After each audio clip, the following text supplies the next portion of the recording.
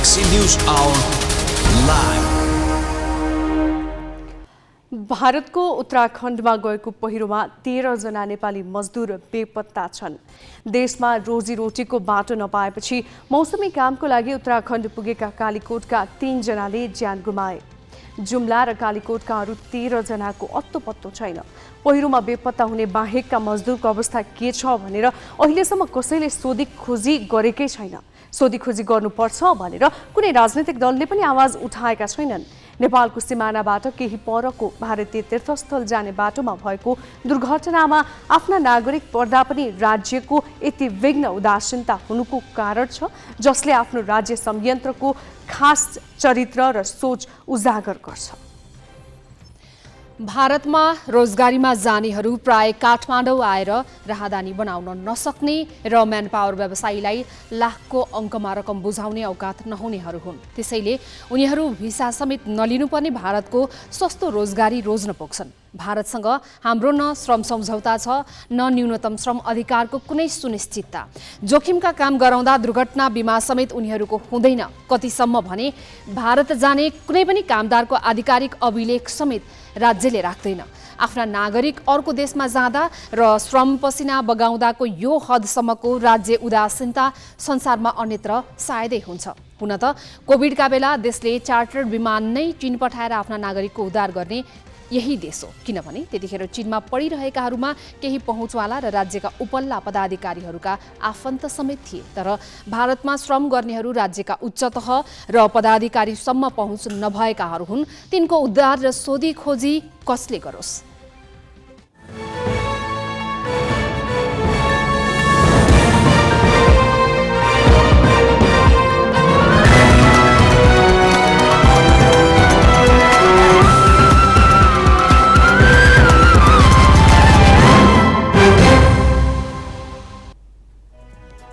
नमस्कार, यो हो गैलेक्सी न्यूज आवर। अब हेडलाइंस।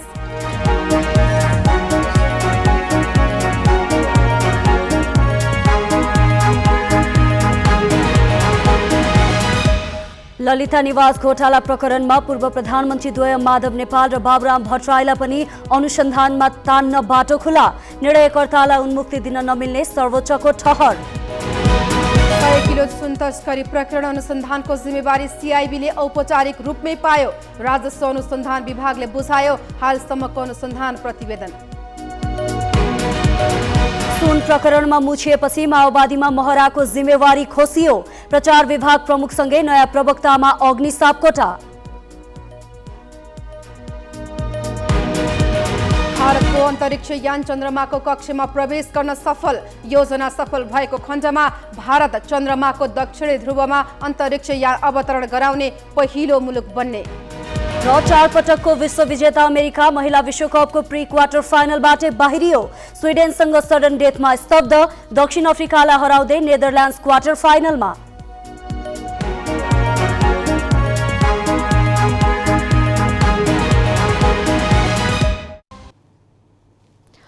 सर्वोच्च अदालतले ललिता निवास जग्गा घोटाला प्रकरणमा मन्त्री परिषदका निर्णयकर्ताहरूमाथि पनि अनुसन्धान गर्न परमादेश जारी गरेको छ।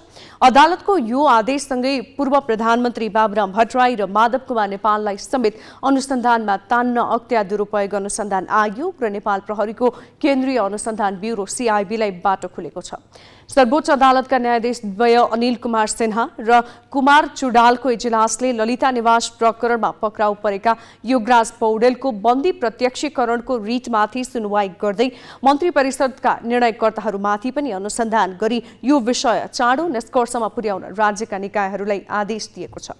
यो सँगै अख्तियार दुरुपयोग अनुसन्धान आयोगबाट ललिता निवासको सरकारी जग्गा व्यक्तिका नाममा गर्दा भएको भ्रष्टाचार मुद्दामा उन्मुक्ति पाएका 2 पूर्व प्रधानमन्त्री माधव कुमार नेपाल र बाबुराम भट्टराईमाथि पुनः अनुसन्धान गर्ने बाटो खुलेको छ।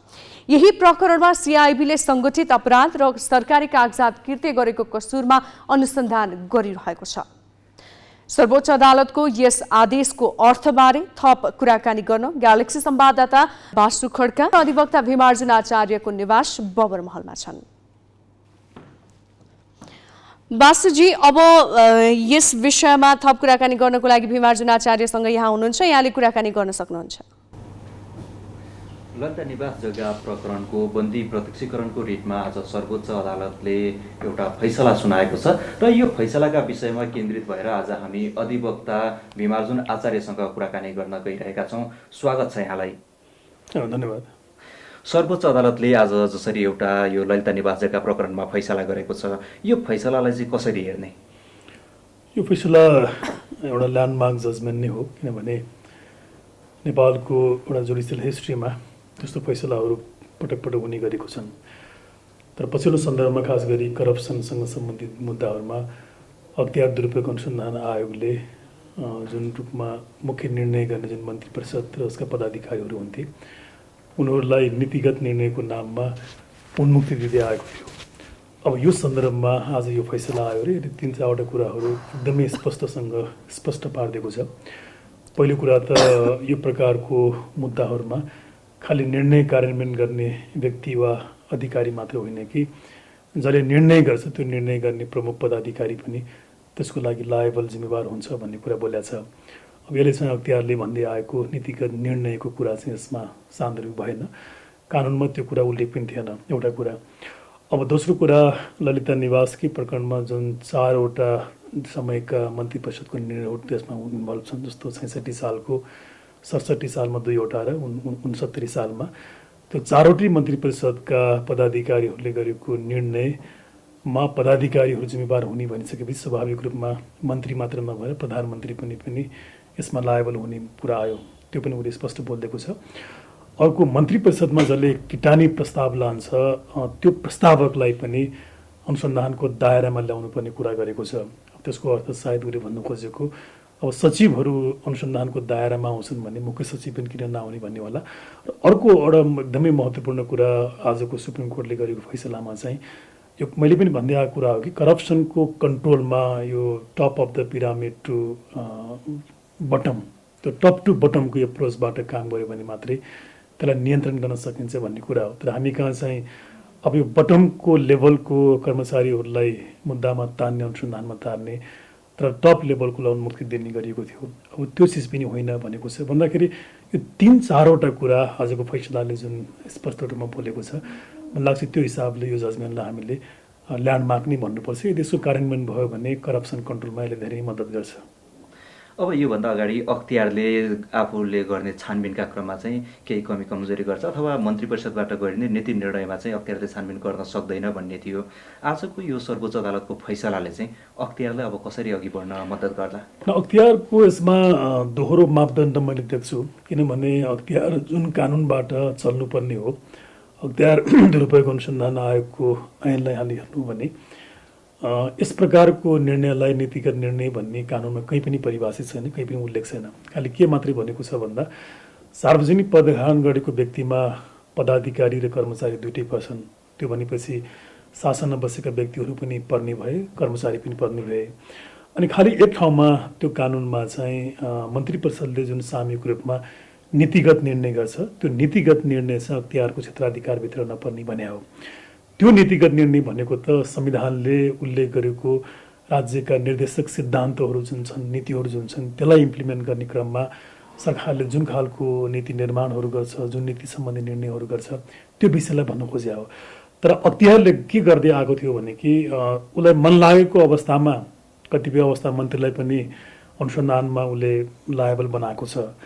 अब त्यो नीतिगत निर्णयको कुरा हो भने मन्त्री परिषदमा मन्त्री हुन्छ, ऊ मन्त्री नपर्नुपर्ने। तर कतिपय अवस्थामा चाहिँ कसैलाई पनि बनाएको देखिँदैन। तर त्यो दुइटै गलत थियो। तर त्यो दोहोरो मापदण्ड सायद बुझेर सुप्रिम कोर्टले यसपल्ट के भन्यो भने कि त्यो कुरा हुँदैन। खास गरी ललिता निवासको प्रकरणमा जुन 4वटा डेटमा मन्त्री परिषद जुन खालको निर्णय गर्यो, त्यो निर्णयमा सहभागी सबै पदाधिकारी टप लेभलको भनेपछि प्रधानमन्त्रीसम्मकै पदाधिकारी र कर्मचारीको हैसियतमा, कर्मचारीको लेभलमा चाहिँ सबभन्दा माथिल्लो स्तरसम्मको कर्मचारी सबैको यसको इन्भल्भमेन्टको बारेमा चाहिँ अनुसन्धान हुनुपर्छ भनिसकेपछि मलाई लाग्छ अब आयोगलाई यसले धेरै ठुलो एउटा मद्दत पनि भयो। यदि कुनै दुविधा थियो भने, अब दुविधा नभएर पनि उसले दोहोरो मापदण्ड अवलम्बन गरेको थियो भने अब उसलाई त्यो गुन्जाइस चाहिँ रहेन। अदालतको आदेशमा, अदालतको फैसलामा कुनै संस्था, कुनै व्यक्तिले आफ्नो असहमति जाहेर गर्न सक्छ, तर मान्दैन भन्ने अधिकार हुँदैन। अब त्यो हिसाबले हेर्दाखेरि अख्तियारको लागि र अनुसन्धान गर्ने निकाय, अभियोजनकर्ता सबैको लागि चाहिँ यो बाध्यात्मक हुन गयो। र उसले त्यही बमोजिम नै यो विषयमा फेरि अनुसन्धानहरू गर्नुपर्ने बाध्यता चाहिँ देखिन्छ, त्यो उसले गर्नुपर्ने हुन्छ। अब यही ललिता निवास जग्गा प्रकरणमा केही व्यक्तिहरूलाई प्रहरीले नियन्त्रणमा लिएर अहिले अनुसन्धान अघि बढाइरहेको छ, अदालतबाट म्याथप पनि भइरहेको छ। अब आजको यो फैसलाबाट चाहिँ अब जसरी यो नीतिगत निर्णयको कुरा ल्याएको छ, यसलाई हेर्दाखेरि चाहिँ प्रहरीले अब अनुसन्धानलाई कसरी अघि बढाउला?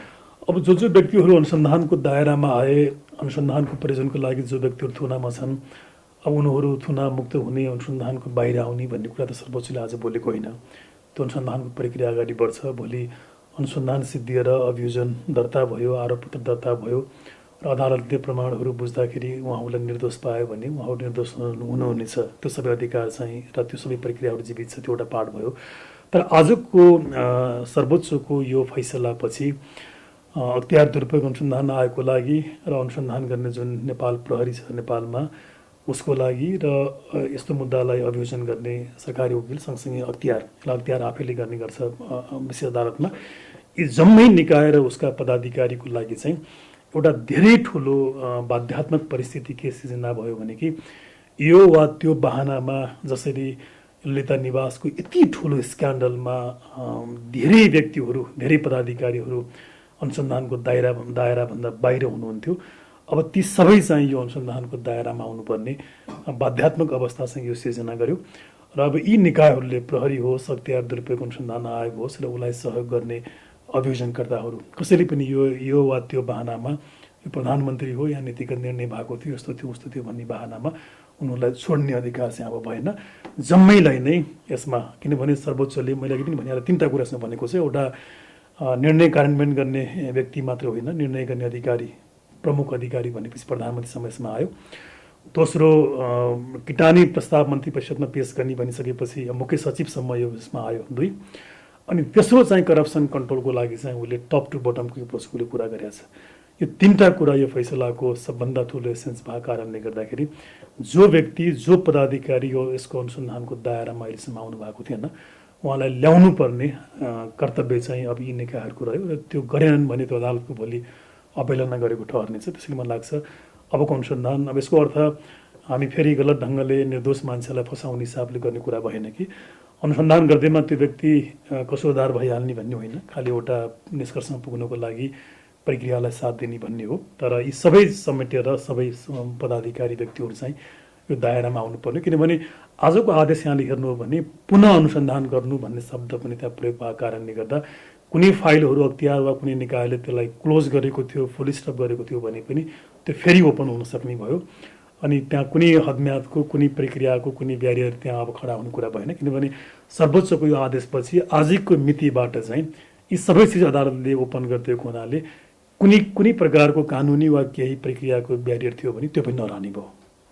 अब आज जुन यो बन्दी प्रत्यक्षीकरणको रिटमा गैर कानुनी थुनामा राखियो भनेर थुनामुक्त गरिपाउँ भनेर लगेको रिटमा चाहिँ यो किसिमको फैसला आउँदाखेरि यो माग्दै नमागेको विषय पनि अदालतले यसरी फैसलामा उल्लेख गर्न पाइन्छ? अब यो पार्टमा यहाँले ठिक प्रश्न गर्नुभयो। यो पार्टमा केही सैद्धान्तिक अर्थात् केही फिलोसफिकल कमेन्ट चाहिँ गर्न सकिन्छ, किनभने संवैधानिक कानुनको अवधारणामा खास गरी रिटको अभ्यासमा चाहिँ यहाँले भन्नुभएको जस्तो बन्दी प्रत्यक्षीकरणको रिटको प्रमुख र एकमात्र उद्देश्य भनेको जुन व्यक्ति थुनामा राखिएको हुन्छ त्यसको थुनाको वैधता, त्यसको लिगालिटी वा भ्यालिडिटी, वैधताको टेस्ट गर्नेसम्मको क्षेत्राधिकार चाहिँ अदालतले यो रिटबाट प्राप्त गरेको हुन्छ। त्यसैले ट्रेडिसनल्ली यहाँले हेर्नु हो भने मलाई सोध्नुभएको जस्तो कोर्टको प्र्याक्टिसमा सामान्यतया बन्दी प्रत्यक्षीकरणको रिटमा बन्दीको थुना वैध छ कि अवैध छ, उसले आदेश गरेको समयमा at the moment of delivering its judgement, त्यो अवधिमा चाहिँ त्यो भ्यालिड छ कि इनभ्यालिड छ भन्ने कुराहरू टेस्ट गर्छ र यदि इनभ्यालिड उसले पायो भने चाहिँ बन्दीलाई थुनामुक्त गर्न सक्छ। त्यो चाहिँ एउटा परम्परागत रूपमा चल्दै आएको आजसम्मको रिटको एउटा मान्यता थियो। र आज अलिकति कोर्टले योभन्दा अलि पर गएर यसलाई हामी एउटा न्यायिक सक्रियतावाद भनेर भन्छौँ, जुडिसियल एक्टिभिजम। यद्यपि जुडिसियल एक्टिभिजम कोर्टले अवलम्बन गर्दाखेरि न्यायिक संयमता, जुडिसियल सेल्फ रेस्ट्रेन्ट पनि अवलम्बन गर्नुपर्ने, त्यो दुईटाको बिचमा सन्तुलन कायम गर्नुपर्ने भन्ने संवैधानिक शास्त्र हुन्छ। त्यो पार्ट पनि यसमा रहन्छ र एक प्रकारको एक्टिभिजम चाहिँ उसले प्रयोग गरेको चाहिँ देखिन्छ टेक्निकल्ली कमेन्ट गर्दाखेरि। त उसले यहाँ जस्टिफिकेसन के दिएको छ भने यो ठहर गर्नुभन्दा माथिका प्रकरणहरू यहाँले पढ्नु हो भने चाहिँ त्यसमा अदालतको विश्वास भनेको नागरिकको फेथ हो, नागरिकको ट्रस्ट हो, अनि न्याय प्रमुख कुरा हो भन्दा उसले योभन्दा पहिलेका कतिपय दृष्टान्त जस्तो या सुन्तले धामीको एउटा मुद्दाको त्यहाँ प्रसङ्ग निकालेको छ। अनुसन्धानको विषयमा सुप्रिम कोर्टले परमादेश दिएको थियो। अब यो कुराहरू उसले त्यहाँ जुडिसियल रिजनिङ दिएर आफ्नो बन्दी प्रत्यक्षकरणको रिटमा पनि मैले यो गर्नुपर्ने कारण चाहिँ यस्तो थियो भनेर जस्टिफाइड गर्न खोजेको देखिन्छ। त्यसैले सरस्वती एउटा एक प्रकारको अभ्यासको उसमा केही सैद्धान्तिक कमेन्ट त्यो हिसाबले यो मुद्दामा गर्न सकिएला, तर अब ओभरअल हेर्दाखेरि चाहिँ अब यही विषयसँग सम्बन्धित भएको कारणले गर्दाखेरि उसले एउटा जुडिसियल एक्टिभिजम चाहिँ उसले अवलम्बन गर्यो, तर कजको लागि गर्यो भनेर भन्नु मेरो विचारमा उपयुक्त हुन्छ होला। त्यसैले मैले चाहिँ यो मुद्दालाई यो एक दुईवटा यो टेक्निकल पार्टमा क्वेसन गर्न सक्ने ठाउँ हुँदाहुँदै पनि मैले चाहिँ ल्यान्डमार्क जजमेन्ट नै भनेको छु र यसले आजबाट अख्तियारले फेरि यस प्रकारको यो मुद्दा मात्र होइन, नेपालमा यस्ता थुप्रै स्क्यान्डल छन् जहाँ सम्भवतः पछिल्लो समयमा भएका प्रधानमन्त्रीहरू एउटा दुईवटा बात बाहेक चाहिँ सबै अनुसन्धानको दायरामा आउन सक्छ। त्यो जम्मैको लागि ढोका खोल्ने जुन काम गर्यो र अख्तियारले अब फेरि बोल्नै नपाउने गरी जुन उसको मुख बन्द गरिदियो, त्यो हिसाबले चाहिँ म यो फैसलालाई स्याल्युट गर्न चाहन्छु र यसलाई ल्यान्डमार्क नै भन्छु म। हस्, धन्यवाद। हस्, धन्यवाद। उनी थिए संवाददाता बासु खड्का। ललिता निवास जग्गा घोटाला प्रकरणका विषयमा अधिवक्ता विमार्जन आचार्यसँग कुराकानी गर्दै। ललिता निवास जग्गा घोटाला प्रकरण जस्तै अर्को चर्चित प्रकरण अहिले सतहमा छ, 100 किलो सुन तस्करी। आजबाट यस प्रकरणको अनुसन्धानको जिम्मेवारी पनि नेपाल प्रहरीको केन्द्रीय अनुसन्धान ब्युरोले औपचारिक रूपमै पाएको छ। राजस्व अनुसन्धान विभागले भन्सार जाँच पास भएर बाहिरिएको अवस्थामा बरामद भएको करिब 1 क्विन्टल सुन तस्करी प्रकरणको अनुसन्धान प्रतिवेदन प्रहरीलाई बुझाएको छ। सुन तस्करीको बाँकी छानबिन प्रहरीको केन्द्रीय अनुसन्धान ब्युरो CIB-लाई गर्न भन्दै प्रधानमन्त्री पुष्पकमल दाहालले निर्देशन दिएपछि विभागले हालसम्म भएका अनुसन्धानलाई समेटेर तयार पारेको प्रतिवेदन CIB-लाई बुझाएको हो। आइतबार पत्रकार सम्मेलन गरेर विभागका महानिर्देशक नवराज ढुङ्गानाले सुन तस्करी अन्तर्देशीय संगठित अपराध भएकाले विभागले थप छानबिन र मुद्दा अभियोजनको सम्पूर्ण जिम्मेवारी प्रहरीलाई सुम्पिएको जानकारी दिए। पक्राउ परेका सबै आरोपितलाई पनि प्रहरीको जिम्मा लगाइने महानिर्देशक ढुङ्गानाले बताएका छन्। यो सँगै अब सुन तस्करी प्रकरणको छानबिन CIB-ले अगाडि बढाउने बाटो खुलेको छ। गत साउन 2 गते विभागले 100 किलो सुन त्रिभुवन अन्तर्राष्ट्रिय विमानस्थल भन्सारको मूल गेटबाट बरामद गरेको थियो। हङकङबाट नेपालमा भित्राइएको सो सुन प्रकरणमा हालसम्म 2 जना चिनिया र 1 जना भारतीय सहित 18 जना पक्राउ परिसकेका छन्। पक्राउ पर्नेमा 3 जना विमानस्थल भन्सार कर्मचारी पनि रहेका छन्। अब केही न्यूज संक्षेपमा। न्यायपालिकाको नेतृत्व आजदेखि कायम मुकायम प्रधान न्यायाधीशका रूपमा सर्वोच्च अदालतका वरिष्ठतम न्यायाधीश विश्वम्भर प्रसाद श्रेष्ठले सम्हालेका छन्। हरिकृष्ण कार्कीले उमेर हदका कारण प्रधान न्यायाधीशको पदबाट अवकाश लिएपछि श्रेष्ठले कामको जिम्मेवारी सम्हालेका हुन्। कार्की 65 वर्षे उमेर हदका कारण हिजोबाट सेवानिवृत्त भएका थिए। कामु प्रधान न्यायाधीश श्रेष्ठले आज जिम्मेवारी सम्हाल्दै संविधान र कानूनका आधारमा सेवाग्राहीको हितलाई हेरेर चुस्त दुरुस्त काम गर्न सरकारवाला निकायलाई निर्देशन दिए। उनले सेवाग्राहीले महसुस हुने गरी छिटो मुद्दा फर्स्यौट गर्न आगामी दिनमा चल्ने कदमका बारेमा न्यायाधीशहरूसँग छलफल गरेका थिए। कायम मुकायम प्रधान न्यायाधीश श्रेष्ठले न्यायपालिकाको सुधारका लागि सिङ्गो समूह नै लाग्नुपर्ने र त्यसका लागि सहयोगको आग्रह समेत गरेका छन्। संवैधानिक परिषदले श्रेष्ठको नाम प्रधान न्यायाधीशका लागि सिफारिस गरिसकेको छ। नेकपा एकीकृत समाजवादी पार्टीका नेताहरूले संसदमा प्रभावकारी भूमिका निर्वाह गर्न नसकेको भन्दै पार्टी नेतृत्वप्रति असन्तुष्टि व्यक्त गरेका छन्। पार्टी केन्द्रीय कार्यालय आलोक नगरमा बसेको स्थायी समिति बैठकमा बोल्ने नेताहरूले संसदको गरिमा कायम हुने गरी भूमिका निर्वाह हुन नसकेको भन्दै पार्टी नेतृत्वप्रति असन्तुष्टि व्यक्त गरेका हुन्। लगातार संसद अवरोध भइरहँदा त्यसलाई हल गर्नेतिर लिएर अन्य समसामयिक विषयमा पार्टीका संसदको सांसदको भूमिकालाई प्रभावकारी बनाउन नसकेकोमा पार्टी नेतृत्वमाथि बैठकमा प्रश्न उठाइएको पार्टीका उपमहासचिव गंगालाल तुलाधरले जानकारी दिए। हिजोबाट सुरु भएको पार्टी स्थायी समिति बैठकमा पार्टीको आसन्न महाधिवेशनमा प्रस्तुत हुने राजनीतिक तथा सांगठनिक प्रतिवेदनको विषयमा केन्द्रित भएर छलफल भइरहेको छ। महाधिवेशन आगामी माघमा सम्पन्न हुने गरी आवश्यक तयारी गर्न पनि यसअघि पार्टीको सचिवालय बैठक बोलाइएको थियो। अब भदौ पहिलो साता बस्ने पोलिट ब्युरो र केन्द्रीय समिति बैठकले त्यसबारे ठोस योजना तय गर्नेछ। प्रधानमन्त्री पुष्पकमल दाहाल सेप्टेम्बर तेस्रो साता छिमेकी मुलुक चीनको भ्रमणमा जाने भएका छन्। प्रहरी चारित्रिक प्रमाणपत्रलाई पूर्ण रूपमा अनलाइन माध्यमबाट प्रमाणीकरण गर्ने कार्यको शुभारम्भ कार्यक्रममा परराष्ट्र मन्त्री एनपी साउदले प्रधानमन्त्री दाहालको चीन भ्रमणबारे जानकारी गराएका हुन्। अहिलेसम्म औपचारिक मिति तय भइ नसकेको भए पनि सेप्टेम्बरको तेस्रो वा चौथो साता प्रधानमन्त्री दाहाल चीन जाने मन्त्री साउदले जानकारी दिए। त्यसका लागि परराष्ट्र मन्त्रालयले समन्वयको काम गरिरहेको उनको भनाइ छ। सो अवसरमा मन्त्री साउदले वर्तमान सरकार गठनपछि पहिलो पटक भएको प्रधानमन्त्री दाहालको भारत भ्रमण फलदायी बनेको दावी गरे। बाँकी प्रसङ्ग स्मृति मल्लबाट। नेकपा माओवादी केन्द्रले सुन तस्करी प्रकरणमा जोडिएका उपाध्यक्ष कृष्णबहादुर महराको जिम्मेवारी खोसेको छ। आइतबार सम्पन्न पार्टी केन्द्रीय कमिटी बैठकबाट माओवादी केन्द्रले प्रवक्ताको जिम्मेवारीमा रहेका महराको जिम्मेवारी खोसेको हो। महराको ठाउँमा उपाध्यक्ष अग्नि सापकोटालाई माओवादीले प्रवक्ताको जिम्मेवारी दिँदै प्रचार तथा प्रकाशन विभाग प्रमुख बनाएको छ। महराले भने समाजवादी मोर्चा र पार्टी एकताको विषय हेर्ने भनिएको छ। इलेक्ट्रिक चुरोटबाट लुकाएर 9 किलो सुन तस्करी गरी ल्याएको अभियोगमा चिनियासँग पूर्व सभामुख महरा र उनका छोरा राहुलको घनिष्ठ सम्बन्ध देखिएको छ। प्रकरणमा प्रत्यक्ष प्रमाण हुँदाहुँदै अनुसन्धान नै कमजोर बनाएर महराका बाबु छोरालाई जोगाएको विषयले माओवादी बैठकमा समेत प्रवेश पाएको थियो। बैठकमा बोल्ने धेरै केन्द्रीय सदस्यले भ्रष्टाचार विरोधी सरकारको अभियानलाई सफल बनाउने हो भने जो कोही पनि कारबाही गर्नुपर्ने धारणा राखेका थिए।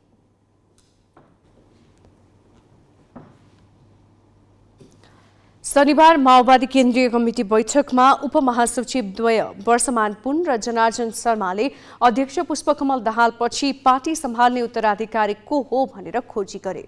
अहिले नै दाहालको विकल्प खोजिहाल्ने स्थिति नभए पनि भविष्यमा पार्टी हाँक्ने उत्तराधिकारी विधिसम्मत तरिकाले विकास गर्नुपर्ने उनीहरूको माग थियो। पार्टीमा सबै तहको नेतृत्व निर्वाचनबाट चुन्नेदेखि हरेक कुरामा सामूहिक निर्णय गर्नेसम्मका उपाय उनीहरूले प्रस्ताव गरे। पुन र शर्माले जस्तै माओवादी केन्द्रको यो केन्द्रीय कमिटी बैठकमा धेरैले भोलिको नेतृत्वको खोजी गरे, तर दाहालकै विकल्पबारे भने कसैले कुरा उठाउन सकेनन्। बरु अध्यक्ष दाहालको जय जयकारको नारा लगाउँदै बैठक सम्पन्न भयो। माओवादी केन्द्र जिन्दाबाद, समाजवाद जिन्दाबाद, जिन्दाबाद जिन्दाबाद, सबै खाले प्रतिक्रियावाद मुर्दाबाद, महान अमर शहीदहरू लाल सलाम लाल सलाम, श्रद्धेय अध्यक्ष कमरेड प्रचण्ड लाल सलाम लाल सलाम। यो नारा आइतबार माओवादी केन्द्रको केन्द्रीय कमिटी बैठक समापनसँगै प्रज्ञा भवनमा गुन्जिएको हो। 5 दिनसम्म चलेको बैठकभरि अध्यक्ष पुष्पकमल दाहालमाथि परिवारवाददेखि स्वेच्छाचारितासम्मका आरोप लगाइए, तर बैठक जय जयकारमा टुङ्गियो। हुन त माओवादीमा देखिएको यो दृश्य कुनै नौलो होइन। नारामा रूपान्तरणका ठुल्ठुला कुरा गरे पनि अन्ततः दाहालको प्राधिकारमै गएर टुङ्गिन्छ माओवादीको नीति र नेतृत्व। बैठकमा बोल्ने अधिकांश केन्द्रीय सदस्य हुँदै अध्यक्ष पुष्पकमल दाहालले समेत माओवादी कमजोर अवस्थामा रहेको स्वीकार्दै अब पार्टी जगाउन 3 महिने अभियान नै सुरु गर्ने घोषणा गरिएको छ। पछिल्लो 3 दशक यता दाहालकै वरिपरि घुमेको माओवादीमा उनको विकल्प चाहियो भन्ने आँट त अहिलेका कुनै नेतामा देखिएन। बरु दाहाललाई नै खुसी पारेर उत्तराधिकारीको लाइनमा आफू बस्ने प्रतिस्पर्धा भने दोस्रो तहका नेताहरूमा देखियो। त्यसैले यो बैठकमा दाहाल पछिको दोस्रो व्यक्तिकै खोजी बढी भयो। उत्तराधिकारी दिने र लिने कुरै होइन, यो त एउटा विधिले निर्धारण गर्ने कुरा हो। हामी त्यो विधि समग्र पार्टीको आजको नयाँ ढङ्गको कम्युनिस्ट पार्टी, नेपाली विशेषताहरूलाई आधारित कम्युनिस्ट पार्टी निर्माण गर्नको लागि नै हामीले विधान सम्मेलनको कुरा गरेका छौँ। त्यो विधान सम्मेलनले पार्टी कस्तो हुनुपर्दछ, पार्टी सदस्य कस्तो हुनुपर्छ, पार्टीका कमिटीहरू कस्तो हुनुपर्छ, नेतृत्व निर्माणको विधि कस्तो बनाउने, नेतृत्व प्रणाली कस्तो बनाउने, यो सबै कुरा गर्नको लागि नै हामीले विधान सम्मेलनको कुरा गरेका छौँ। त्यसो त पार्टीमा अध्यक्षपछि महासचिवलाई शक्तिशाली मानिन्छ। अहिले माओवादी महासचिव देव गुरुङ छन्। तर गुरुङलाई महासचिवका रूपमा स्वीकार्न पार्टीकै पदाधिकारी तयार देखिएनन्, जुन कुरा बैठकमा पनि उठ्यो। विशेष गरी उपमहासचिव जनार्दन शर्माले वर्षमान पुन र आफू मध्ये कोही एक महासचिव हुने अवस्था भए स्वीकार्ने बताएकामा नेतृत्वले तेस्रो व्यक्ति किन ल्यायो भन्दै प्रश्न गरेका थिए। अर्थात् शर्माले माओवादीमा दाहाल पछिको उत्तराधिकारी पुन र आफू मध्ये एक हो भन्ने जनाउ दिन खोजेका छन्। यता पुनले पनि उत्तराधिकारी तयार राख्नुपर्ने भन्दै विधि सम्मत पार्टी नेतृत्व चयनको श्रृङ्खला सुरु गर्नुपर्ने बताएका थिए। उत्तराधिकारी तपाईँ चाहिँ ल भइहालिस् भन्ने होइन, त्यही भएर एउटा ससेसन भयो हाम्रो श्रद्धा अध्यक्षबाट, अहिले केन्द्रीय कमिटीबाट जनताको बिचमा जाने, कार्यकर्ताको बिचमा जाने, निर्वाचित भएर जो आउँछ निर्वाचित भएर अब टिका लाएर हुँदैन, जनताको बिचमा जाने, जो चाहिँ राम्रो आफ्नो वैचारिक रूपमा क्रियाशीलताको रूपमा आफूले प्रस्तुत जनताको बिचमा जनताका दखल राख्ने कुरा, सरकारका विषयवस्तु, देश र जनतालाई हित राख्ने जसले नेतृत्व गर्छ त्यही उत्तराधिकारी हो। पार्टीमा आफू निर्विकल्प बनिरहन दोस्रो तहका नेताहरू बीच द्वन्द्व सिर्जना गर्ने र आफूलाई चुनौती दिने सम्भावना देखिए खोजी खोजी पाखा लगाउने दाहालको पुरानै रणनीति हो। शर्मा र पुन बीचको प्रतिद्वन्दिताका बीच उनले देव गुरुङलाई महासचिवमा अघि सारे। हुँदाहुँदै अहिले नेत्रविक्रम चन्दलाई भित्र्याएर महासचिव बनाउने सम्मका चर्चा सतहमा ल्याइदिएर दोस्रो तहका नेतामा भय सिर्जना गराइदिए। अर्कोतर्फ पार्टीमा टिके प्रथा हावी गराएर आफ्नो पक्षमा जय जयकार गर्ने माहौल बनाउन पनि दाहाल खप्पिस देखिए। तर पार्टीलाई विधिमा ढाल्नुपर्छ भन्ने आवाज कमजोर भने छैन। अहिले अध्यक्ष कमरेड प्रचण्डको विकल्प कसैले खोजेको पनि छैन, हामीले खोजेका पनि छैनौँ र उहाँको नेतृत्वमा केन्द्रीकृत भएर एकताबद्ध भएर देशलाई सामाजिक रूपले, आर्थिक रूपले, राजनैतिक रूपले शुद्धिकरण गर्दै रूपान्तरण गर्दै अगाडि जाने एउटा प्रतिबद्धताको सङ्कल्प गरेका छौँ। धन्यवाद। त्यसो त अहिलेसम्म दाहालको विकल्प बन्ने गरी वैचारिक रूपमा मजबुत नेतृत्व पार्टीमा नभएको पार्टीभित्रकै कतिपय नेताको बुझाइ पनि छ। प्रचण्डको मात्रै कुरा होइन, हामी राम कार्कीहरू हामी सबै प्रतिस्थापित भइसक्नु पर्थ्यो। हामी त पर गएर चाहिँ यसो कमेन्ट गर्ने ठाउँमा बस्नु पर्थ्यो। तर जसरी हामीले हाम्रो अग्रज पुस्तालाई चुनौती दिँदै आएका थियौँ हामी वैचारिक रूपमा, अब यो मुड्की देखाएर त हुने कुरो होइन। यहाँ त यो नयाँ पिँढीलाई पनि जो अहिले नयाँ विकल्प आइरहेको खोज्दैछ नि, त्यसलाई पनि हाम्रो सल्लाह के छ त भन्दा, म भीष्मले अर्जुनलाई सल्लाह दिए जस्तै के सल्लाह दिन्छु भने हामीलाई ढाल्नु त यति सजिलो छैन। हामीलाई ढाल्न तिमीले हामीभन्दा उन्नत विचार लिएर आउनुपर्छ। विचारै चाहिँदैन भनेर आएर 4 दिन कराउँछौ, तिमीहरूलाई खप्लाकुलको पारिदिइहाल्छौँ हामी। पार्टी कमजोर भयो, विधिमा चलेन भनेर केन्द्रीय सदस्यहरूले जोडतोडले कुरा उठाए। पार्टीमा नातावाद हावी भयो, सामूहिकता कम हुँदै गयो भनेर पनि धेरैले भने र यसमा धेरैले कमजोर नेतृत्व शैलीलाई कारक माने। तर त्यही कमजोर नेतृत्व फेर्नुको साटो उल्टे जय जयकार गरेर माओवादीमा प्रचण्डको विकल्प पाउन कठिन छ भन्ने सन्देश उनीहरूले नै दिएका छन्। क्यामेरामा भास्कर भट्टाचार्यका साथमा प्रशान्त ठाकुर र सृजना घिमिरे, ग्यालेक्सी 4K, काठमाडौँ। नेकपा माओवादी केन्द्रको केन्द्रीय समिति बैठकमा नेतृत्वको उत्तराधिकारी खोज्नुपर्ने आवाज पनि उठ्यो। हामीले अब पार्टीमा नेतृत्वको उत्तराधिकारी को बन्ला भनेर केही केन्द्रीय सदस्यहरूलाई सोधेका छौँ। उत्तराधिकारी टीका लगाएर हुँदैन, एउटा विचारले उत्तराधिकारी जन्माउँछ। त्यसकारणले यो निश्चित रूपमा यो व्यक्ति मेरो उत्तराधिकारी हो भनेर कुनै पनि नेतृत्वले भन्दैन। आन्दोलनका बीचबाट एउटा नेतृत्व जन्मिन्छ र इतिहासमा युगमा निश्चित युगमा निश्चित नेतृत्व जन्मिन्छ। जसरी आज कमरेड प्रचण्ड जन्मिनु भएको छ, हिजोका दिनमा मार्क्स जन्मिनु भएको थियो, लेनिन जन्मिनु भएको थियो, माओ त्से-तुङ जन्मिनु भएको थियो। आज नेपालमा एउटा युगमा कमरेड प्रचण्ड नेतृत्वमा विकास भएको छ र त्यसलाई हामीले यो 3 महिना अभियान पश्चात नेतृत्वको संस्थागत विकास र नेतृत्वको रक्षा गर्नेछौँ र विकल्प आन्दोलनले तयार गर्नेछ। त्यसकारणले टीका लगाएर अब मेरो पछाडिको उत्तराधिकारी यो राजतन्त्र होइन। अहिले हाम्रो पार्टीमा उत्तराधिकारीको बारेमा अब हरेक कम्युनिस्ट पार्टीमा उत्तराधिकारी भन्ने कुरा त आउने गर्छन्, तर यतिखेर हाम्रो केन्द्रीय समितिमा यो छलफलको विषय रहेन। अहिले हामीले अध्यक्ष कमरेड प्रचण्डको विकल्प हाम्रो कुनै पनि नेताले अहिले अर्को विकल्प नेतृत्व देख्नु भएको छैन र महासचिवको कुरामा हामीले अहिले जसरी महासचिव देव गुरुङले नेतृत्व गरिराख्नु भएको छ, हामी 3 महिने अभियानद्वारा विधान सम्मेलनमा पुग्नेछौँ। विधान सम्मेलनबाट फेरि अर्को 3 महिने अभियान सञ्चालन गर्दै हाम्रो पार्टीको विशेष महाधिवेशनमा हामी पुग्नेछौँ र हामीले पहिला विचारको कुरा पनि हामीले त्यहाँ विचार संश्लेषणको कुरा पनि गर्नेछौँ र नेतृत्वको बारेमा पनि हाम्रो पार्टीमा नेतृत्व तयार हुँदै गएको कुरा छ। अहिले नै उत्तराधिकारी खोजिहाल्नुपर्छ भन्ने विषय होइन र हाम्रो पार्टीको कुरा अहिले गर्नुहुन्छ भने अहिले हाम्रो अध्यक्ष प्रचण्डको विकल्प तत्काल हाम्रो पार्टीमा देखिएको छैन र भोलिको दिनमा त्यो नेतृत्वको विकास क्रम र नेतृत्वको एउटा विकासको जुन गति अगाडि बढ्ने कुरा रहन्छ र त्यो आधारमा भोलिको दिनमा यो विषयमा छलफल गरेर अगाडि बढ्ने कुरा रहला, तर अहिले नै विकल्पै भनेर उठेको कुरा होइन। अब हामीले के भनेका छौँ भने पहिलो त यो पार्टीलाई रूपान्तरित र सुदृढ पार्टी बनाउन जरुरी छ। दोस्रो हामीले के भन्यो भने 3 महिना अभियान सञ्चालन गरेर 3 महिनापछि हामी विधान सम्मेलन गर्छौँ र विधान सम्मेलनले कस्तो प्रकृतिले जान्छौँ भनेका छौँ र यसपालि हामीले मात्रै के भनेका छौँ भने हिजोको जस्तो माथिबाट नोमिनेटेड प्रकारको कमिटी प्रणाली अब हामी बन्द गर्छौँ र विशेष महाधिवेशनसम्म जाँदा इलेक्टेड प्रकारका सबै तहका कमिटीहरू छनौट गर्छौँ। त्यसो गर्दा भोलि नेता कार्यकर्ताले चाहिँ भोट हालेर वैकल्पिक नेतृत्व कसलाई बनाउँछन् भन्ने कुरा त्यसबेला हेरौँला। साउन 17 गते नेकपा माओवादी केन्द्रको केन्द्रीय समिति बैठकको सुरुवातमा अध्यक्ष पुष्पकमल दाहालले पार्टी जस्तो नरहेको भनेर निराशा प्रकट गरेका थिए। आइतबार केन्द्रीय समिति बैठकको समापनमा भने उनले अब पार्टी एकढिक्का भएको दाबी गरे। उनले पार्टी नेतृत्व बाहिर नगई नेतृत्वको वरिपरि गोलबन्द हुने र जनतामा जाने पनि बताए। हामी एकढिक्का भएका छौँ। हामी अब कुनै पनि खालको विधि पद्धति भन्दा बाहिर जाने छैनौँ।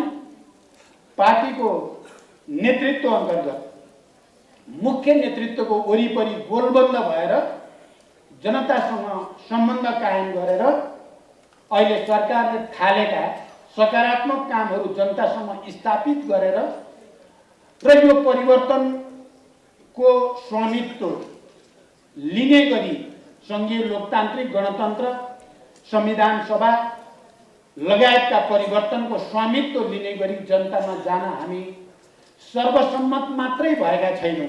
विचार र राजनीतिमा मात्रै एकमत भएका छैनौँ।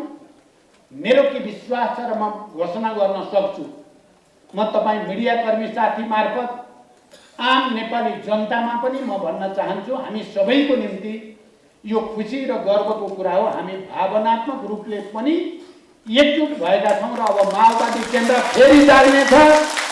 माओवादीले देशको नेतृत्व लिने गरी फेरि अगाडि बढ्नेछ। अब केही न्युज संक्षेपमा। बागमती प्रदेशमा बिना विभागीय मन्त्रीलाई भाग पुर्याउन मन्त्रालय फुटाइएको छ। बागमती प्रदेश सरकारमा जेठ 7 गते शपथ लिएर बिना विभागीय हैसियतमा रहेका रामकृष्ण चित्रकारले उद्योग तथा सामान्य प्रशासन मन्त्रीको जिम्मेवारी पाएका हुन्। मन्त्रालय फुटाएपछि बागमतीमा 12 मन्त्रालय पुगेका छन्। काङ्ग्रेसका पुकार महर्जनले सम्हालिरहेको पर्यटन, उद्योग तथा सहकारी मन्त्रालय फुटाएर काङ्ग्रेसकै चित्रकारलाई यो जिम्मेवारी दिइएको हो। भारतको उत्तराखण्ड स्थित गौरी कुण्डमा गएको पहिरोमा परि बेपत्ता 16 मध्ये मृतक 3 जनाको शव फेला परेको छ। बाँकी 13 जनाको भने खोजी जारी रहेको भारतीय अधिकारीहरूलाई उद्धृत गर्दै नयाँ दिल्ली स्थित नेपाली दूतावासले जनाएको छ। ज्यान गुमाउनेमा 3 जना कालीकोटका छन्। कालीकोट खाँडा चक्र नगरपालिका 1 का प्रकाश टमटा, खाँडा चक्र 2 का टेक बिक तथा देवी बिकको शव फेला परेको छ। सब क्षत विक्षेत भएकाले उनीहरूको भारतमै दाह संस्कार गरिएको छ। दूतावासका अनुसार जुम्लाका एकै परिवारका 7 सहित 11 तथा कालीकोटका 2 जना बेपत्ता छन्। बेपत्तामा जुम्ला पातास राशि गाउँपालिकाका 9 जना रहेका छन्। वडा नम्बर 3 निवासी सुखराम रावत तथा सोही ठाउँका बमबहादुर बोहरा बेपत्ता छन्। यसै गरी वडा नम्बर 3 का अमर मोहरा, उनकी श्रीमती अनितासँगै छोराहरू 6 वर्षका जटिल, 3 वर्षका वकिल अनि छोरीहरू 14 वर्षीय राधिका तथा 8 वर्षकी पिङ्की पनि बेपत्ता छन्। पातारासी 2 का धर्मराज बुढा र चन्द्र कामी समेत बेपत्ता रहेको गाउँपालिका अध्यक्ष गोविन्द रावतले जानकारी दिए। भारतको अन्तरिक्ष यान चन्द्रमाको कक्षमा प्रवेश गर्न सफल भएको छ। गत जुलाई 14मा प्रक्षेपण गरिएको चन्द्रयान 3 चन्द्रमाको कक्षमा प्रवेश गरेको भारतीय अन्तरिक्ष अध्ययन केन्द्र इसरोले जनाएको छ। सो यानलाई चन्द्रमामा आगामी 3 साताभित्रमा अवतरण गराउने इसरोले उल्लेख गरेको छ। सो योजना सफल भएको खण्डमा भारत चन्द्रमाको दक्षिणी ध्रुवमा अन्तरिक्ष यान अवतरण गराउने पहिलो मुलुक बन्नेछ। अमेरिका, तत्कालीन सोभियत युनियन र चीनपछि चन्द्रमा पुग्ने भारत चौथो राष्ट्र समेत बन्नेछ। प्रक्षेपणको एक साता पृथ्वीको परिक्रमा गरेको सो अन्तरिक्ष यान भारतको तेस्रो प्रयास हो। यसअघि सन् 2019मा चन्द्रमामा पठाउन लागिएको भारतीय चन्द्रयान अवतरण हुन सकेको थिएन। दक्षिणी पाकिस्तानमा रेल दुर्घटना हुँदा कम्तीमा 30 जनाको मृत्यु भएको छ। दुर्घटनामा 80 भन्दा बढी घाइते भएका छन्। आइतबार कराचीबाट एबटाबादतर्फ गइरहेको हजारा एक्सप्रेस कराचीभन्दा करिब 275 किलोमिटर पर दुर्घटनामा परेको हो। रेल पटरीबाट खस्दा उक्त दुर्घटना भएको संघीय रेलवे तथा उड्डयन मन्त्री ख्वाजा साद रफिकले बताएका छन्। रेलका 10 वटा डिब्बा पटरीबाट खसेका छन्। उक्त रेलमा झण्डै 1000 यात्रु सवार थिए। कयौं यात्रुहरू डिब्बाको मुन्तिर थिचिएको र त्यसमध्ये कतिपयको अवस्था गम्भीर रहेको रफिकले बताए। भारी वर्षाका कारण पटरी खराब हुँदा दुर्घटना भएको रेलवे सेवाका अधिकारीलाई उद्धृत गर्दै अन्तर्राष्ट्रिय सञ्चार माध्यमले जनाएका छन्। पाकिस्तानको पुरानो रेलवे सेवामा यस्ता दुर्घटना नौलो होइन। सन् 2021मा सिन्धको डहरकी नजिक 2 वटा रेल एक आपसमा ठोकिँदा 40 जनाले ज्यान गुमाएका थिए भने 150 जना घाइते भएका थिए। सन् 2013 देखि सन् 2019 सम्म यस्ता दुर्घटनामा 150 जनाको ज्यान गएको स्थानीय सञ्चार माध्यमहरूले जनाएका छन्।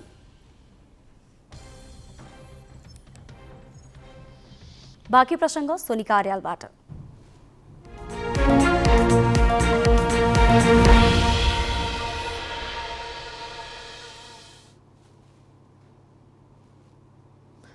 करिब 6 वर्षअघि स्थानीय सरकार गठनको सुरुवाती चरणमा एउटा होडबाजी नै चल्यो भ्यू टावर बनाउने। अग्ला पहाडमा अनुसन्धान नै नगरी टावर बनाउँदा हाल संरक्षणमा समस्या देखिएको छ। दाङको बङ्गलाचुली गाउँपालिकाले करिब 4 करोड रुपैयाँमा 3 स्थानमा भ्यू टावर निर्माण गर्यो। गाउँपालिकाभित्र खानेपानी, बिजुली र सडक सुविधा भने पुगेको छैन। अध्ययन नै नगरी निर्माणमा हतार गर्ने स्थानीय सरकारहरूले भ्यू टावर संरक्षण गर्न भने चासो दिएका छैनन्। दाङको बङ्गलाचुली गाउँपालिकाले 3 करोड 81 लाख रुपैयाँ लागतमा 3 स्थानमा भ्यू टावर निर्माण गर्यो। दाङको पहाडी क्षेत्रमा पर्ने बङ्गलाचुली, हाँसीपुर र धिमधिमे डाँडामा पर्यटन प्रवर्धन गर्ने भन्दै गाउँपालिकाले 6 वर्ष अघि भ्यू टावर निर्माण सुरु गरेको थियो। पहाडी क्षेत्रमा अध्ययन नै नगरी निर्माण गरिएका 3 वटै टावर अहिले अलपत्र छन्। पर्यटक भित्र्याउन भनेर बनाइएका टावरमा कोही जाँदैनन्। टावरमा राखिएका सामान हराउन थालेका छन्। यस्तै बङ्गलाचुली गाउँपालिका 2 धिमधिमे लेकमा 1 करोड 27 लाख लगानीमा निर्माण भएको टावर पनि प्रयोगविहीन छ। संरचनाहरू जीर्ण बन्दै गएका छन्। शौचालयको ढोका नै चोरी भइसकेको छ। पानीका ड्रमहरू हराएका छन्। मौसम क्लियर भएको, सफा भएको अवस्थामा हामी यो ठाउँबाट 27 वटा जिल्ला, नेपालको दाङको यो टप उसबाट 27 वटा जिल्लाको हामी यो अवलोकन गर्न सक्छौँ र भारतका केही क्षेत्रहरू पनि ठाउँहरू पनि हामी प्रस्तुत गरेर हेर्न सक्छौँ। र अहिले हामीलाई चाहिँ यो लगाउने ठाउँमा करोडौँको बजेट यो ठाउँमा लगाउँदै गर्दा, यो अनावश्यक ठाउँमा लगाउँदै गर्दा तिनी बजेटहरू अन्य जनतासँग जोडेका प्रत्यक्ष दैनिक आवश्यकहरू जस्तै खानेपानी, मोटर बाटो लगायतका अन्य विकास निर्माणका कामहरूमा लगाएको भए हुन्थ्यो भन्ने मलाई लाग्यो। यसै गाउँपालिकाको वडा नम्बर 8मा पर्ने बङ्गलाचुली र वडा नम्बर 8मा पर्ने हाँसीपुरमा बनेका 2 वटा भ्यू टावर छन्। तर यी संरचनाको पनि स्थानीय सरकारले उचित रेखदेख गरेको छैन। तत्काल ठेक्का लगाइहाल्ने र सरकारी रकम खर्च गरिहाल्ने उद्देश्यले बनाइएका टावरसम्म जाने सडक र अरू पूर्वाधारतिर ध्यानै दिएन। खानेपानी र बिजुलीको सुविधा छैन। त्यसैले भ्यू टावर बेवारिसे बनेका हुन्। पानीको दुःख छ। पानी ल्याउन जाँदा आधी घन्टा, एउटा आधी घन्टा 1 घन्टा लाग्छ। पानी लिएर हामीलाई सुविधा होला भनेर यहाँ टावर बनाइयो। के गर्नु, हामीले भनेर हुन्न। ठुल्ठुला नेताहरू मिलेर केही गराउँछन् त। हामीले पानी सबभन्दा पहिला पानी गरेपछि पल्लो यहाँ एटान गराउनु। एटान यस्तो गराएर हामीलाई के हो? भ्यू टावर बनाएपछि मान्छे आउन पनि लाउनु भयो। अहिले केही संरक्षण पनि छैन। अब भएपछि धेरै मान्छे आउनु होला। आउनुहुन्थ्यो कि भन्ने आश छ र केही गरेपछि अब केही देखाएपछि धेरै मान्छे आएपछि हाम्रो रोजगार पनि बढ्थ्यो कि भन्ने आशा छ। सुरुवाती दिनहरूमा भ्यू टावरबाट मनोरम दृश्य हेर्न केही स्थानीय गएका थिए। स्थानीयको केही दिनको रहर मेटियो र अरू आगन्तुक आएनन् अनि यी भौतिक संरचना अहिले गाउँपालिकालाई नै सम्हालि नसक्नु भएका छन्। अब यो भ्यू टावरको सन्दर्भमा भ्यू टावरमा लगानी नगरेर अन्य क्षेत्रमा लगानी गरे भए उत्पादनमूलक क्षेत्रमा लगानी गरे भए राम्रो हुन्थ्यो। यी कुराहरू चाहिँ अहिले त आइरहेका छन्। तर अब के लाग्छ भन्दाखेरि तत्कालीन सरकारले त्यसलाई आवश्यकै ठानेर चाहिँ त्यसलाई निर्माण गर्यो र त्यहाँ संरचनाहरू बने र खास गरेर के रहेछ भन्दा यस्ता संरचनाहरू स्थानीय जनताहरू चाहिँ सचेत भएको ठाउँमा चाहिँ राम्रो तरिकाले त्यसलाई चाहिँ सुचारू हुँदो रहेछन्।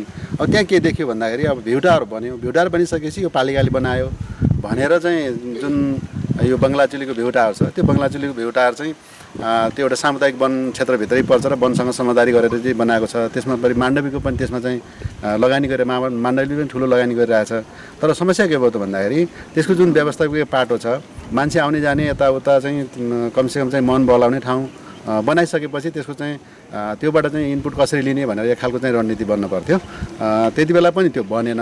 अब हामी निर्वाचित भएर आइसकेपछि हामी बनाउन चुक्यौँ। पर्यटन प्रवर्धन गर्ने कुनै ठोस योजना नभए पनि स्थानीय सरकार मात्र नभई यी संरचना निर्माणमा प्रदेश र केन्द्र सरकारले पनि लगानी गरेका छन्। लहर र बजेट भागशान्ति गर्न बनाइएका यस्ता संरचनाबाट स्थानीयले कुनै लाभ लिन सकेका छैनन्। सरकारको लगानी बालुवामा पानी जस्तै भएको छ। क्यामेरामा नारायण नेपालका साथ दाङबाट रोशनमान श्रेष्ठको रिपोर्ट।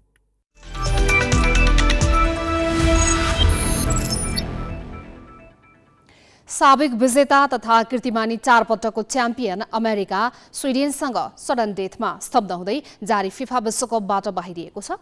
जितमा स्विडेनले क्वार्टर फाइनलमा स्थान बनाएको छ। खेल अवधिभर अमेरिकाले दबाव बनायो, गोल गर्ने अवसर पनि सृजना गर्यो तर सफल हुन सकेन। निर्धारित र अतिरिक्त समयमा दुवै टिमबाट गोल हुन सकेन। यसपछि खेल टाई ब्रेकरमा पुग्यो तर टाई ब्रेकर पनि 3-3 गोलको बराबरीमा सकिएपछि खेलको निर्णय सडन डेथबाट भयो। सडन डेथमा स्विडेनकी हुर्टिगले गोल गरिन्, जुन गोल भारको सहायताले पुष्टि भयो र अमेरिकालाई सडन डेथमा 5-4 गोल अन्तरले मात दियो। अब स्विडेनले जापानसँग खेल्नेछ। लगातार 2 पटकको च्याम्पियन अमेरिका उपाधिमा ह्याट्रिक गर्दै रेकर्ड 5औं पटक च्याम्पियन बन्ने दाउमा थियो तर स्तब्ध हुँदै प्री क्वार्टर फाइनलबाटै बाहिरियो। यो अमेरिकाको अहिलेसम्मकै खराब प्रदर्शन हो। यसअघि 8 पटक विश्वकप खेल्दा 4 पटक उपाधि जितेको अमेरिका अन्य 4 संस्करणको सेमी फाइनलसम्म पुगेको थियो। अर्को खेलमा नेदरल्यान्ड्सले दक्षिण अफ्रिकालाई 2-0 गोल अन्तरले हराउँदै क्वार्टर फाइनलमा स्थान बनाएको छ। अस्ट्रेलियाको सिडनी स्थित सिडनी फुटबल स्टेडियममा आज भएको खेलको 9औं मिनेटमा जिलरुडको गोलबाट नेदरल्यान्ड्सले सुरुवाती अग्रता बनायो। एक गोलले पछि परेको दक्षिण अफ्रिकाका 2 महत्त्वपूर्ण खेलाडी चोटका कारण बाहिरिएपछि थप दबावमा परेको थियो। 68औं मिनेटमा लिनेथ विडेनस्टाइनले गोल गर्दै नेदरल्यान्ड्सले सहजै 2-0 को जित दर्ता गरेको हो। अब नेदरल्यान्ड्स क्वार्टर फाइनलमा स्पेनसँग खेल्नेछ।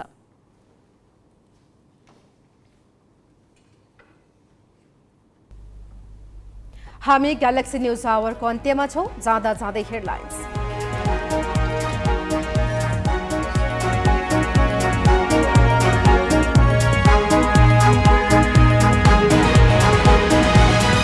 ललिता निवास घोटाला प्रकरणमा पूर्व प्रधानमन्त्री द्वय माधव नेपाल र बाबुराम भट्टराईलाई पनि अनुसन्धानमा तान्न बाटो खुला। निर्णयकर्तालाई उन्मुक्ति दिन नमिल्ने सर्वोच्चको ठहर। 100 किलो सुन तस्करी प्रकरण अनुसन्धानको जिम्मेवारी सीआईबीले औपचारिक रूपमै पायो। राजस्व अनुसन्धान विभागले बुझायो हालसम्मको अनुसन्धान प्रतिवेदन। सुन प्रकरणमा मुछिएपछि माओवादीमा महराको जिम्मेवारी खोसियो। प्रचार विभाग प्रमुखसँगै नयाँ प्रवक्तामा अग्नि सापकोटा।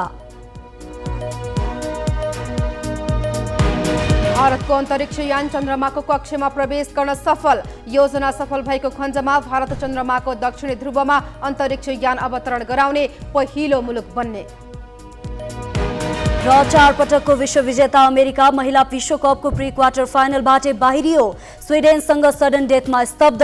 दक्षिण अफ्रिकालाई हराउँदै नेदरल्यान्ड्स क्वार्टर फाइनलमा।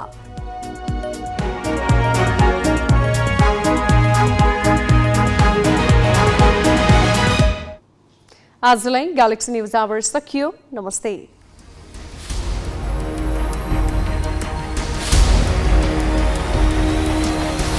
This is Galaxy News Hour Live.